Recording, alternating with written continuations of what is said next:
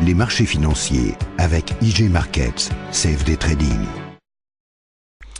Bonjour, c'est Gilles du site boursicoté.com. Voici l'analyse technique du CAC 40 pour cette journée du vendredi 4 mai 2012 avec encore une fois une séance de baisse puisqu'après une ouverture à 3210,90 nous avons marqué un plus haut à 3229,42 pour terminer avant d'aller marquer un plus bas à 3153,92 et une clôture à 3161,97 points. Le CAC 40 perd 1,9% sur cette séance, un peu plus de 61 points perdus par rapport au cours de clôture d'hier, et donc on termine la semaine quasiment sur le plus bas et donc sur une sensation que je vous avais donnée mercredi soir lors de ma reprise, en vous disant ici que que le fait juste après ici cette hausse, nous ayons cette rupture de dynamique avec le fait que cette moyenne mobile 20 exponentielle commence à brider les cours, ressemblait de plus en plus à un signal de continuité baissière. Donc c'est un peu ce qui est arrivé. Au niveau des indicateurs, nous avons un RSI qui replonge. Bon, on était sur un rebond timide, du point de vue du RSI. Le stochastique, quant à lui, comme c'était attendu hier, annule donc son signal haussier. Donc il signe la fin ici du rebond technique en ce qui concerne le stochastique. Vous voyez avec l'indicateur qui repasse sous sa ligne de signal. Le MACD se retourne lui aussi, puisque nous avons eu ici un rebond technique donc qui a eu du mal à se mettre en route. On avait ici un rebond qui était donné par l'indicateur mais qui n'était pas suivi puisque les cours continuent à descendre. Et puis là on a eu vraiment ce petit rebond technique qui est apparu ici sur la deuxième partie. Et là on vient tout simplement marquer un terme donc à ce rebond en signant ici un signal de retournement donc sur le MACD qui repasse en évolution négative. Du point de vue des volumes, alors ce qui est assez intéressant de constater, c'est que nous restons quand même sous la moyenne du point de vue des volumes, mais que les volumes montent légèrement par rapport à ce qui se faisait ces derniers jours, alors que la séance est baissière. Donc bon, pas de grosses leçons à tirer des volumes, avec une volatilité qui monte quelque peu et qui repasse au-dessus de la moyenne. Alors pour synthétiser tout ça, comme je vous le disais donc depuis mercredi, on était ici sur une phase de rebond technique avec ces quelques bougies ici qui sont venues casser la première résistance baissière. Nous avions cette seconde résistance qui était un peu plus importante, que je vous avais dit qu'on allait attendre qu'elle confirme ici la possibilité d'un retournement pour les réajuster. Donc on va venir ici réajuster tout de suite cette résistance, puisque on sent bien que c'est maintenant ce point ici qui est significatif, et donc on a de nombreux points puisqu'on a ici des zones de points hauts et puis qui correspondent quasiment à cette zone là, et donc la résistance ici réajustée nous montre que nous sommes toujours dans ce flux baissier, alors même que comme je vous le disais donc depuis mercredi, on avait du mal à repasser au-dessus de cette moyenne mobile 20 exponentielle. Bon, ceux qui me connaissent savent très bien comment j'utilise cette moyenne mobile. Tout simplement, on est venu ici confirmer une continuité de signal, puisque ici on a eu ici cette phase où on a eu un quasi-signal ici, retour sur la moyenne mobile, et donc on est revenu ici accéléré, et puis on a marqué un petit temps de pause, et puis on est revenu ici confirmer une baisse. Là on revient sur la moyenne mobile 20 exponentielle, et le fait que l'on retrouve de la dynamique à ce moment-là, alors même que on n'arrive pas à repasser au-dessus de cette zone, à repasser au-dessus de cette résistance baissière et de cette résistance horizontale, avant de marquer une nouvelle dynamique baissière, nous montre que nous sommes dans une continuité de tendance, et que donc c'est du côté de la baisse qu'il va falloir regarder maintenant, avec donc comme je vous l'avais dit, cette cassure ici des 3208 qui était très importante, je vous en parlais hier, justement parce que nous étions en train de coter dessus pendant que je faisais mon analyse. Alors il y a eu des dividendes de versés, ça n'aide pas le cash à remonter, puisqu'il y a eu des détachements de coupons dans la nuit. Donc ici on est venu ouvrir sur cette zone, on est remonté un petit peu, et puis boum, on a cassé suite à des mauvaises stats, et donc la baisse ici s'est accentuée, puisqu'on avait un premier objectif ici à 3175 qui correspondait à une zone de support, et je vous avais dit qu'en cas de cassure, on avait un second objectif ici à 3128. Donc c'est maintenant cet objectif qu'il va falloir viser. On a quand même un resserrement des bandes de Bollinger qui nous montre que bien, la volatilité serait quand même en train de se tasser. Donc on pourra avoir ici un test prochain des 3128, mais il faudra vraiment attendre une cassure ici des 3088 points pour confirmer la continuité de mouvement baissier, puisqu'il faut, je vous le rappelle, que les plus hauts ne remontent pas et surtout marquer de nouveaux plus bas.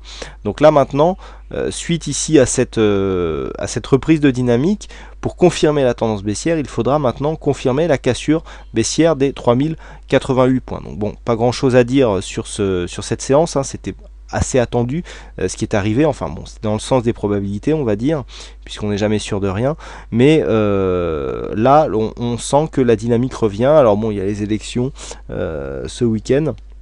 A priori, la victoire du candidat socialiste semblerait plutôt acquise et déjà pricée dans les cours, mais on ne sait pas vraiment ce que ça donnera donc à l'ouverture lundi. Donc nous sommes vendredi, je vous propose une vue hebdomadaire des cours. Alors on voit bien ici cette résistance que l'on a replacée sur la vue en journalière. Eh ben, nous avons quasiment la même, d'ailleurs c'est la même sur la vue hebdomadaire, donc nous allons la replacer aussi, voilà. Et nous voyons que cette résistance est aussi significative en vue hebdomadaire et que donc nous avons ici une continuité du mouvement baissier. Donc on a testé la semaine dernière un plus bas juste sous les 61,8. On était remonté ici, on est venu marquer un contact sur cette résistance baissière dont je vous avais dit que eh bien, cette frontière avec cette même résistance ici qui correspond au 38,2, à savoir les 3292, je vous remontrerai ça tout de suite sur la vue journalière, eh bien, était une zone très importante. On a vu que cette zone n'a pas pu être franchie dans la semaine, notamment hier. On a vu qu'on a eu vraiment une capitulation sous cette zone, et vous voyez que cette zone horizontale est vraiment très importante sur la vue hebdomadaire, puisqu'on a de nombreuses bougies qui viennent plafonner sur cette zone, alors que précédemment, vous voyez, nous étions ici sur une phase de support. Donc il y a vraiment une montée ici, cassure de ce support. Vous voyez que là ici nous étions encore support, et là maintenant on est vraiment sur une phase de résistance, et que là il faut si la cassure ici des 3088 que je vous indiquais tout à l'heure est confirmée, et bien ça place vraiment la tendance moyen terme, puisque nous sommes ici en vue hebdomadaire, dans une continuité baissière, puisque nous irions dans le même temps casser cette zone ici des 3101,50 qui correspond au 61,8% en retracement de Fibonacci de cette phase de hausse directe ici, et donc qui nous mettrait dans une probabilité accrue de venir rejoindre cette zone des 2793 qui correspond à une zone des précédents points bas que nous avions atteint en novembre 2011. Donc on est vraiment ici sur une phase très importante, la zone à préserver absolument pour garder l'espoir de reprendre le chemin de la hausse. C'est cette zone ici qui se trouve entre 3080 et 3100 points. Une cassure de cette zone la semaine prochaine, vous voyez, on a sur cette zone des choses très importantes. Là, la semaine prochaine, on va agrandir un petit peu la vue, voilà. On a ici ce support. Donc ce support, je le rappelle, il est pour l'instant en très fin, puisqu'il n'est défini que par 2 points. C'est 2 zones de points bas ici, et on voit que on a cette zone là qui s'en approche, mais on sent bien que si on venait à casser ce support, eh bien la dynamique haussière qui a été impulsée par ces 2 précédents points bas qui sont plus hauts, enfin dont le deuxième est plus haut que le premier, eh bien pourrait nous casser cette dynamique. Donc il faudra vérifier que si nous avions un retournement, eh bien on réajusterait un peu comme nous l'avons fait ici sur la résistance, on réajusterait ce support haussier, mais on voit bien que cette zone de support, si elle est cassée, il n'y a plus vraiment de point de réajustement, et on serait clairement dans une cassure de dynamique qui nous ferait prendre le chemin. Nous avons un objectif moyen terme ici aux alentours des 2958 qui pourrait donc amplifier le mouvement baissier. Et puis je le rappelle, une cassure ici des 61,8 qui a déjà été attaquée la semaine dernière, eh bien pourrait nous donner une probabilité accrue de venir rejoindre ici la zone des 2800 points. On a un point bas ici à 2793.